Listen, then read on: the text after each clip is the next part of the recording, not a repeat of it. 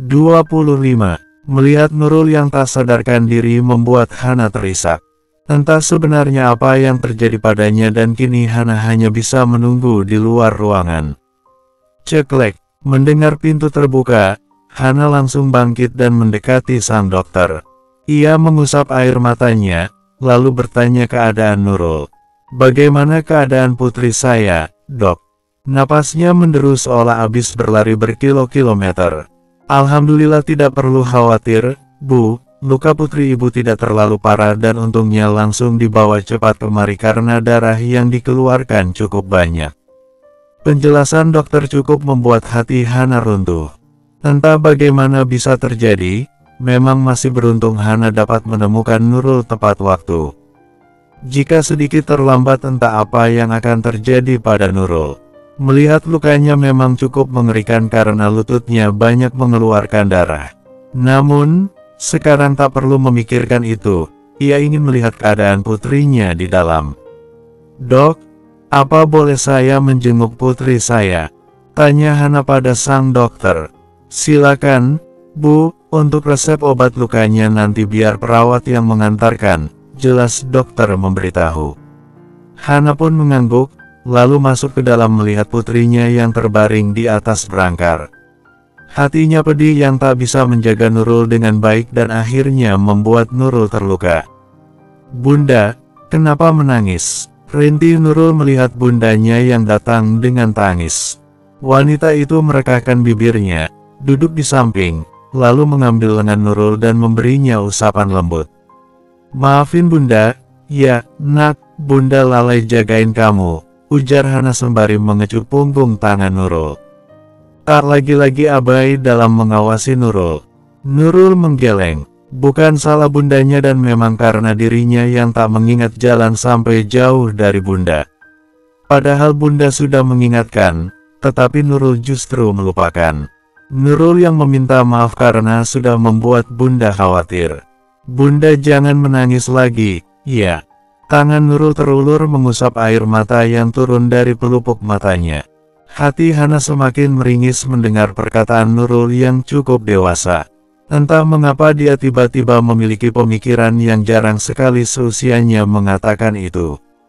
"Permisi, maaf, Bu, saya ingin memberikan resep obat dan adiknya sudah diperbolehkan pulang," kata sang perawat yang masuk ke dalam ruangannya.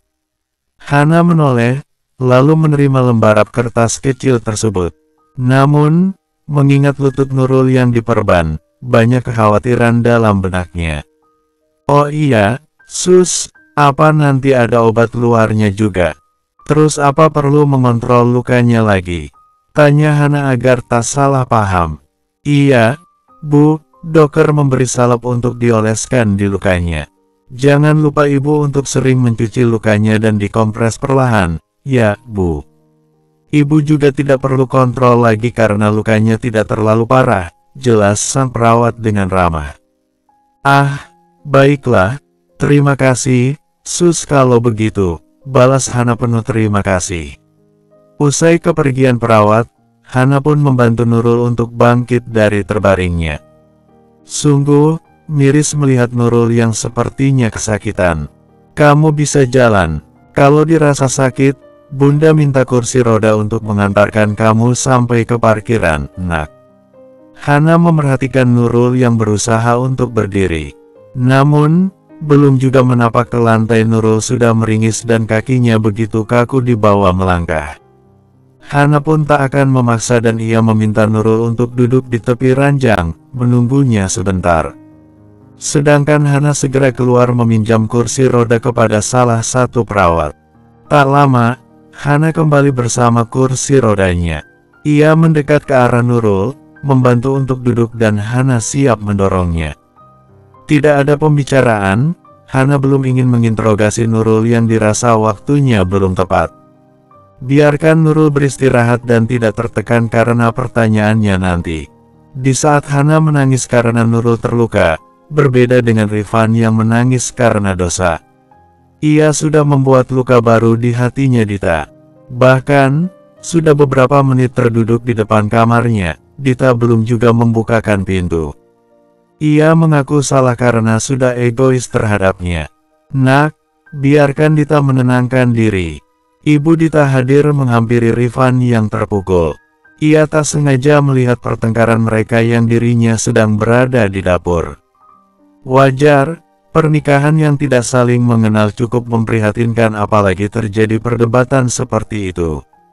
Pasalnya, Dita merasa terabaikan karena posisinya menjadi seorang madu, tetapi kedatangan ibu bukan maksud untuk ikut campur, melainkan menenangkan dan harus mengalah salah satunya. Dita suka seperti ini jika hatinya lelah, tetapi nanti dia balik lagi dan meminta maaf. Wanita parubaya memberikan statement kepada Rifan untuk menguatkan. Sebagai ibu, paham betul bagaimana sikap putrinya. Apalagi Dita memang sering mengurung begitu untuk menenangkan hatinya. Maafin Rifan, ya, Bu, sudah membuat putri ibu bersedih, kata Rifan lesu. Ia tidak tahu jika Dita akan semarah ini. Ibu mengerti, Nak, tidak ada yang salah. Hanya saja kalian harus lebih dewasa lagi, terutama kamu. Posisi kamu memang berat karena memiliki 2 orang istri. Namun, kamu harus ingat, Nak, kedudukan istri kedua sama halnya dengan istri pertama. Nggak ada salahnya jika Dita khawatir sama kamu karena batin seorang istri tak pernah salah. Ibu bicara seperti ini bukan berarti menyudutkan kamu. Ibu sayang sama kamu, Nak. Ibu hanya nggak mau kalian terpecah belah karena keegoisan. Sang ibu memberi sedikit wejangan dan keluasan hati agar Rifan bisa lebih terbuka. Daripada kamu menangis nggak karuan di sini, lebih baik kamu ambil wudhu dan tenangkan hatimu dengan mendekatkan diri. Insya Allah jauh lebih tenang, Nak. Rifan mengangguk dan hampir lupa akan kewajibannya. Biasanya Hana yang selalu mengingatkan jika dirinya merasa terpuruk seperti ini, tetapi kali ini ibu mertuanya sendiri yang baru saja Rifan kenal. Rifan pamit ke belakang. Kalau gitu, ya, Bu, kata Rifan sebelum melangkah pergi. Tubuhnya bangkit dan berjalan gontai menuju kamar mandi, membasuh wajah yang begitu adem di hati. Rifan bukan orang yang suka membantah sehingga apa yang dikatakan ibu mertuanya langsung dikerjakan. Menghadap Sang Ilahi Rabi memang jalan terbaik. Selain membuat hati tenang juga mendapat petunjuk menuju keberkahan. Sementara Dita yang meringkuk di balik pintu, sudah tak mendengar lagi suara Rifan. Hening dan sunyi, sepertinya dia sudah pergi dari depan kamarnya. Inilah yang aku takutkan, Bang, berusaha berjalan di atas takdirnya dan ternyata aku sendiri yang terlalu berharap. Lirih Dita menekuk lututnya malas. Mbak, apa Mbak Hana hidup tenang di sana? Atau Mbak sedang memikirkan tentang suami Mbak yang berada di sini? Dita berbicara sendiri seolah ia membayangkan perasaan yang Mbak Hana rasakan. Rasanya tidak mungkin jika Mbak Hana hanya diam tanpa perasaannya yang bergelut tentang keadaan Bang Rifan. Bagaimana kamu bisa kuat, Mbak? Aku merasa nggak mampu untuk bertahan, kata Dita mengadu. Ingin sekali berbicara empat mata padanya. Tok, tok, tak, ibu boleh masuk. Suara ibu lembut mengetuk pintu kamar sang putri. Tak, dengar ibu, Nak. Kamu bukan lagi seorang gadis yang ketika marah harus mengurung seperti ini. Semua masalah bisa diselesaikan tanpa mengasingkan diri, tak. Ibu beralih menasihati Dita. Tahu betul, perasaannya sangat terpukul. Berat menjadi Dita, sebab ujian hidupnya sudah terlalu banyak bahkan belum ada kebahagiaan yang menghampiri dirinya. Tak, ibu sayang kamu. Tolong buka pintunya, tak. Ibu kembali berucap dengan lembut. Dita yang mendengar suara ibu semakin terisak. Raganya tak mampu bergerak untuk sekadar bangkit dan membuka pintu. Ia sudah membuat ibunya bersedih karena sikapnya tadi. Sang gadis diam untuk beberapa detik dan suara ibu masih menggema di telinga. Dita paling lemah mendengar suara ibunya yang terasa sesak dalam hati. Akhirnya batin pun mengalah dan melawan keegoisan yang ada. Tubuhnya bangkit dan berdiri, lalu memegangi gagang pintu yang siap untuk dibuka. Ceklek, Dita langsung bersimpuh di kaki ibunya yang duduk di kursi roda, menangis sejadinya dan menumpahkan kegalauan yang ada. "Maafkan Dita, Bu." Namun, tangan ibu terulur dan memegang kedua bahu Dita untuk bangkit. "Bangun, Nak. Ibu tahu kamu sedih, tetapi kemarahan bukanlah solusi terbaik. Mintalah petunjuk sama Maha Kuasa. Kembalilah padanya, hatimu jauh lebih tenang." Bahu Dita bergetar. Ia sesegukan mendengar kalimat ibu yang penuh makna. Hatinya selalu tersentuh jika sudah berbicara pada ibu. "Apa Dita tak berhak bahagia, Bu, walau berstatuskan istri kedua?" Ibu mengulum senyumnya penuh kasih sayang. "Bahagia itu bukan dilihat dari status atau materi, Nak, tetapi dari hati. Kamu ikhlas menjalani, insya Allah bahagia. Tanyakan pada hatimu dan bersikaplah dewasa lebih luas lagi. Allah memberimu jalan seperti ini bukan karena tak suka padamu. Namun, Allah yakin jika dirimu mampu. Bukankah kemarin jawabanmu juga seperti itu?" Bersambung 26. Dita semakin terisak. Apa yang ibu katakan memang benar, jawaban kemarin tak sesuai dengan keadaannya sekarang. Ia memilih karena Allah dan nyatanya mengharapkan atas rasa kemanusiaan. "Di mana Bang Rifan sekarang, Bu?" tanya Dita mendongak dengan air mata yang membanjiri.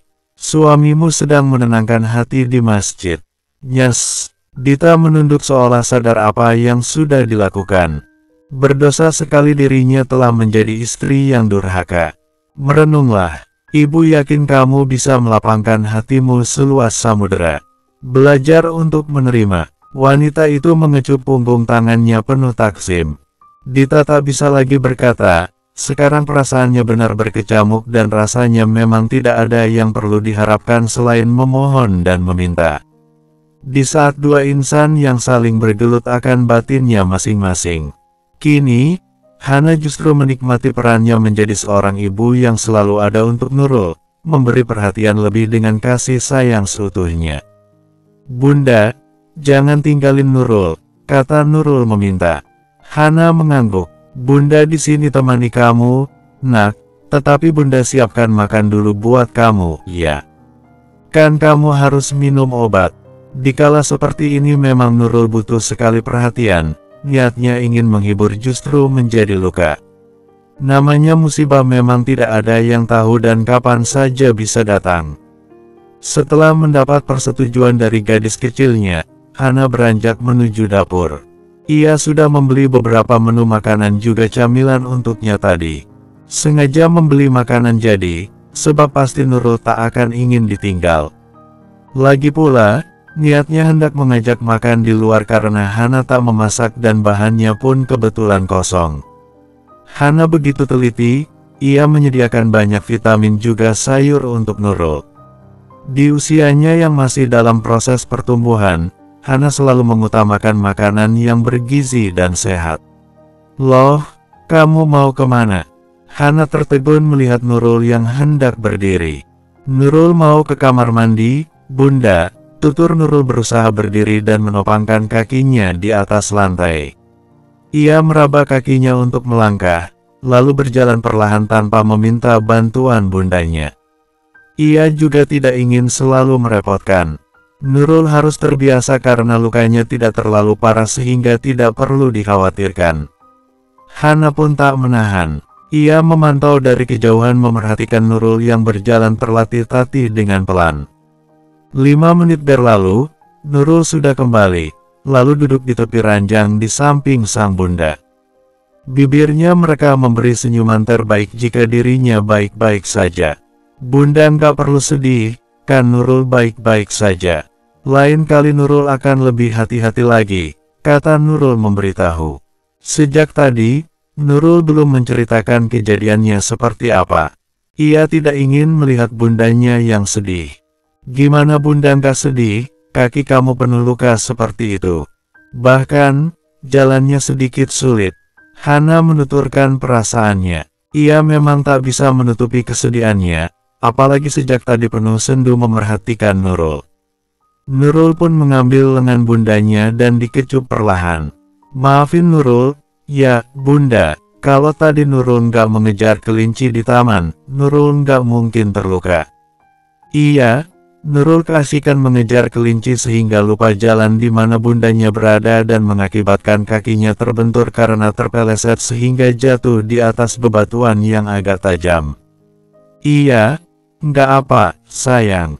Sudah, sekarang makan dulu.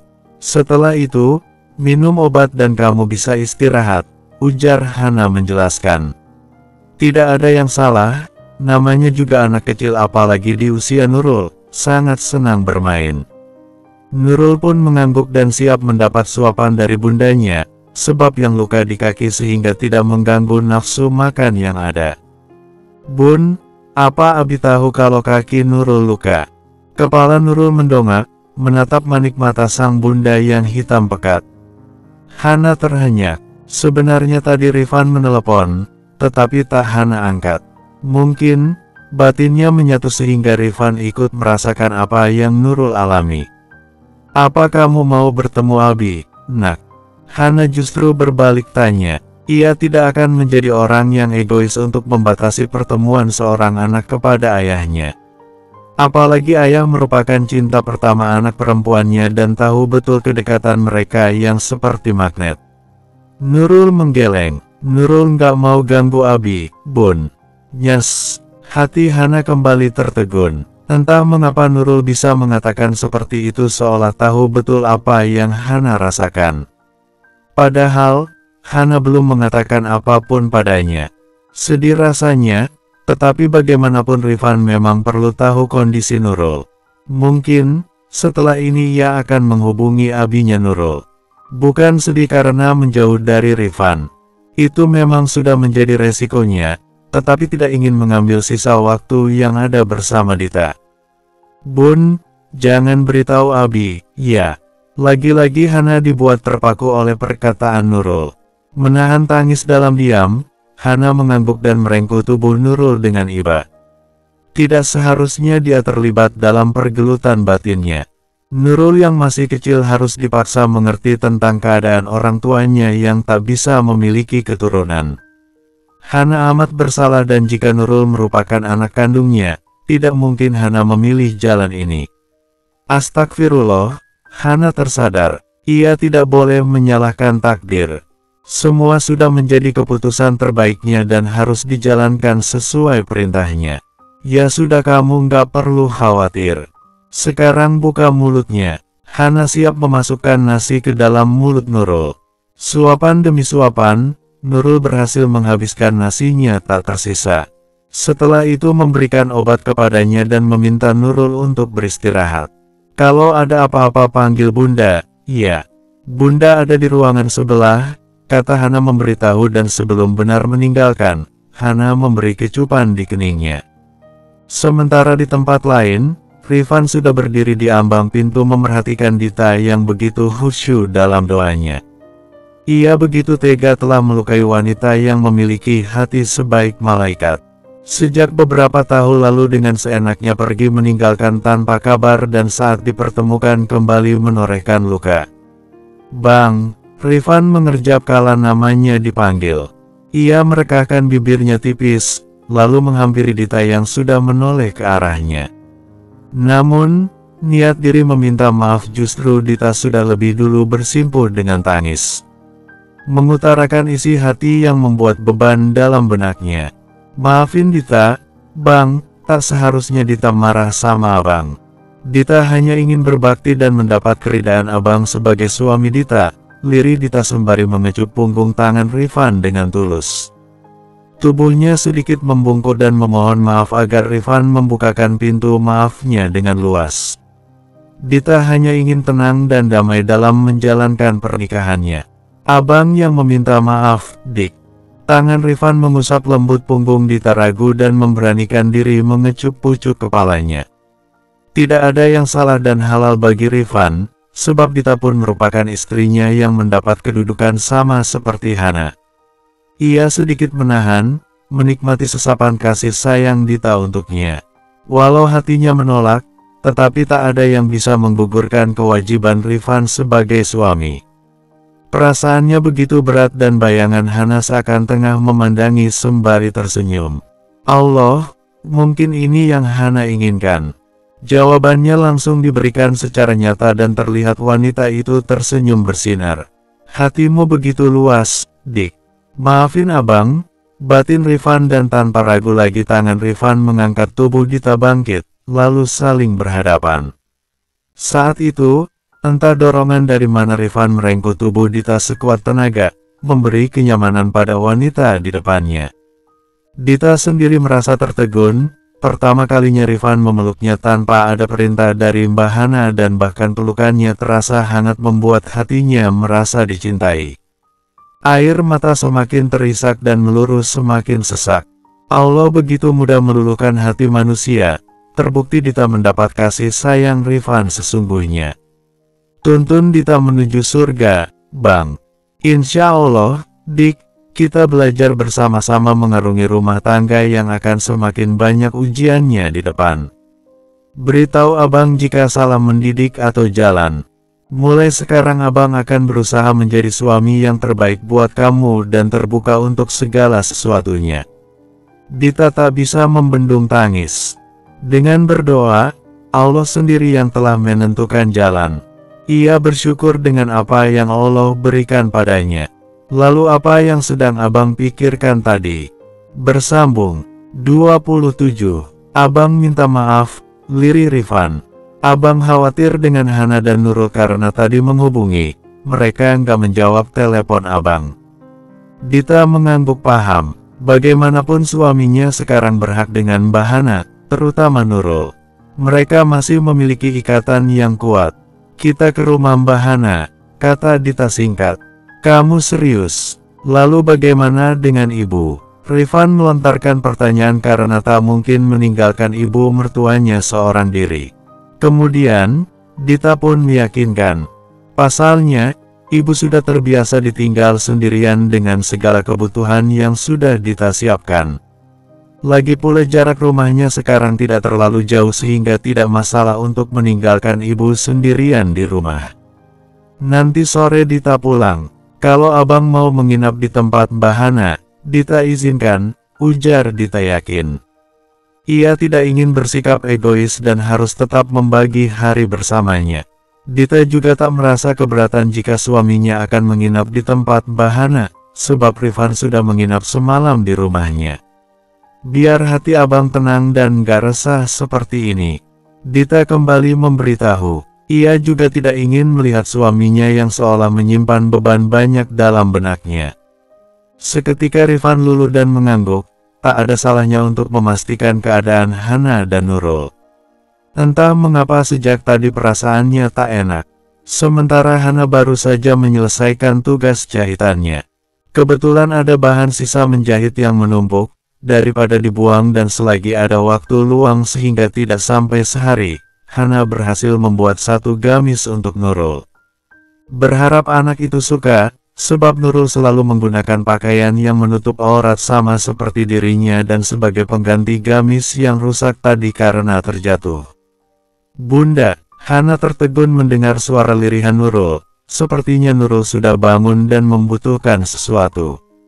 Dengan segera, Hana bangkit, menghampiri kamar Nurul. Ada apa, sayang? Tanya Hana, lalu menyingkap anak rambut yang menghalangi matanya. Kamu mau minum? Nurul mengangguk, lalu berusaha bangkit dan nyawanya belum terkumpul secara sempurna.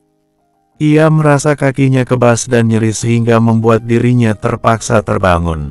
Hana pun langsung memberikan minum yang sudah disediakan tadi dan membantu meminumnya. Setelah habis, Hana kembali menyimpan gelas tersebut di tempat semula.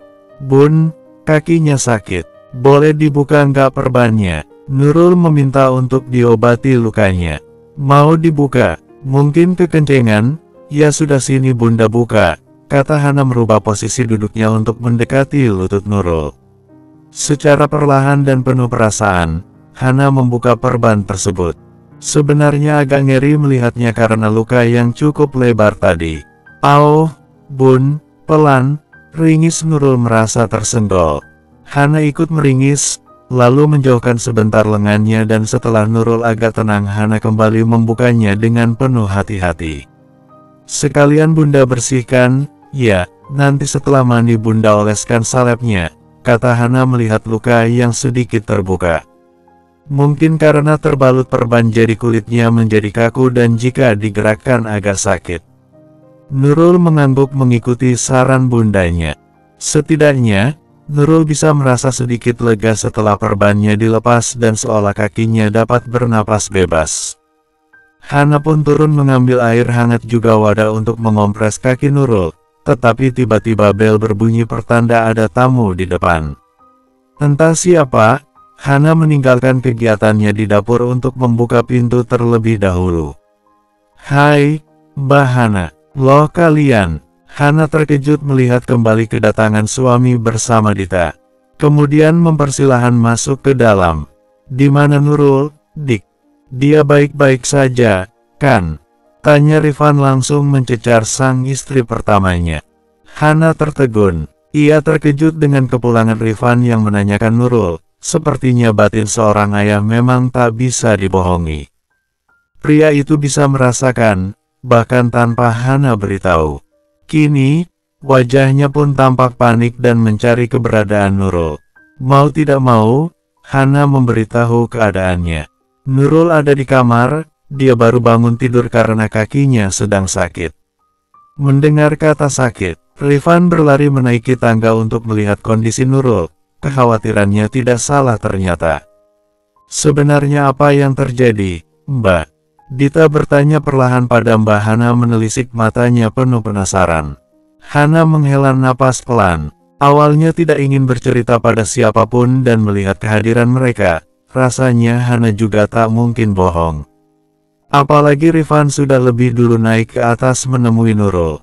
Nurul sempat menghilang di taman tadi dan kakinya terluka karena jatuh, kata Hana berjalan menuju dapur. Ia teringat jika ingin membersihkan luka Nurul. Setelah menuangkan air panas ke dalam wadah, Hana pun berjalan menaiki tangga yang diikuti oleh Dita di sampingnya. "Ya Allah, tetapi lukanya nggak parah, kan, Mbak?" Dita ikut khawatir mendengar Nurul yang terluka. Pantas Rifan agak tertekan karena memang dia merasakan rasa sakit yang ada di dalam tubuh Nurul. Alhamdulillah, tadi langsung dibawa ke rumah sakit dan hanya luka ringan. Hana menoleh sembari tersenyum. Saat memasuki kamar Nurul, terlihat gadisnya tengah berbincang bersama Rifan. Tidak ada yang perlu dibenci atau dijauhi karena memang tidak ada masalah. Tampaknya, Nurul juga senang dijenguk abinya. Namun, dia terlalu melihat kondisi bundanya sehingga mengurungkan rasa rindu yang ada. Padahal, Hana pun tak marah jika memang Nurul ingin bertemu abinya. "Sini biar abi saja yang bersihkan, ya." Rifan mengambil wadah dari tangan Hana yang sudah berisi air juga sapu tangan. Ia seraya meminta izin pada Nurul untuk ikut merawatnya. Entah apa yang membuat Hana menyembunyikan sakit Nurul seperti ini. Namun, sekarang bukanlah waktu yang tepat untuk menginterogasi. Ia hanya ingin melihat putrinya sembuh dan tidak ada kasih sayang yang berkurang. "Pelan-pelan loh, Bi," Nurul mengingatkan abinya. Padahal, belum juga menyentuh, tetapi Nurul sudah merasa takut. "Iya, sayang, lagian kamu kenapa bisa seperti ini?" tanya Rifan lembut dengan tangan yang begitu teliti dan hati-hati mengompres lutut Nurul. Terlihat jelas luka yang melebar dan cukup dalam, tetapi sudah hampir rapat. Nurul menghela napas pelan sembari meringis. Khawatir abinya menyentuh lukanya yang masih sakit. Nurul jatuh karena mengejar kucing saat bermain di taman tadi, tutur Nurul jujur. Ia selalu diajarkan untuk berkata jujur dalam hal apapun. Rifan pun langsung mencecar dan memberi nasihat kepada Nurul. Mendengar itu, Hana memberitahu untuk tidak terlalu memarahinya, sebab Nurul tidak suka disudutkan seperti itu. "Sudah, Bi, jangan dimarahi terus. Namanya juga anak kecil, wajar jika jatuh." Seketika Rifan diam dan mengalah.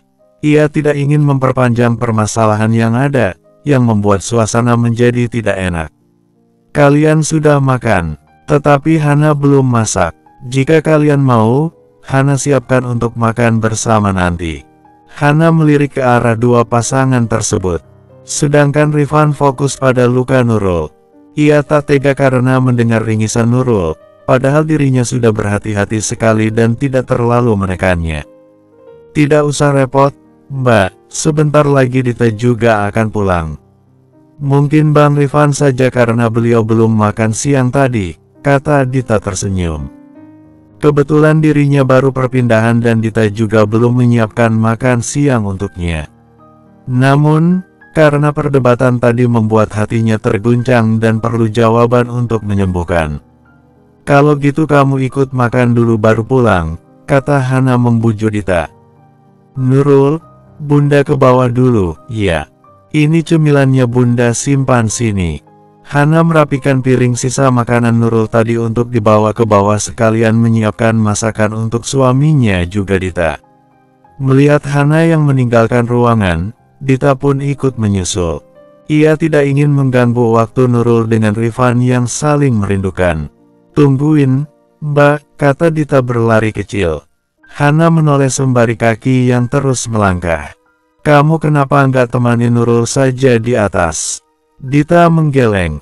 Enggak saya mau bantuin Mbak memasak saja. Hana tak menolak. Ia juga tak berkomentar apapun kepadanya. Kakinya terus melangkah dan menyimpan piring kotor yang dibawa, lalu membuka kulkas untuk mengeluarkan semua bahan sayuran yang baru saja dibeli. Bagaimana hubungan kamu dengan Mas Rifan? Tak berjalan baik, bukan? Hana melirik ke arah Dita dengan penuh senyum, bukan tatapan benci atau tidak suka.